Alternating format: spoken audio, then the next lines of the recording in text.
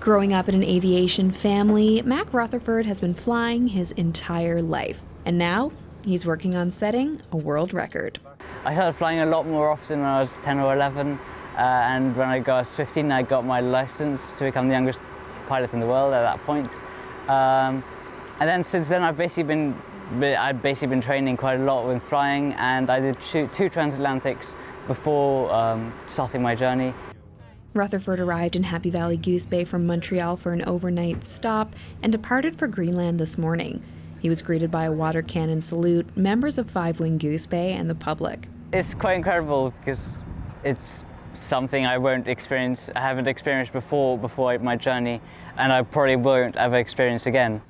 Rutherford started his journey in March when he was 16 years old. He expected to be finished in 2 to 3 months, but paperwork issues caused some delays. While I was in Dubai, I turned 17 on the 21st of June.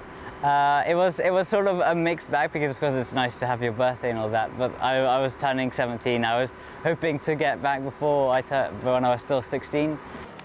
If all goes as planned, he won't be the only record setter in his family. His sister, Zara Rutherford, became the youngest female to fly solo around the world earlier this year. She did give me quite a few hints, so to always find a way to never get yourself into a situation that you can't get yourself out of.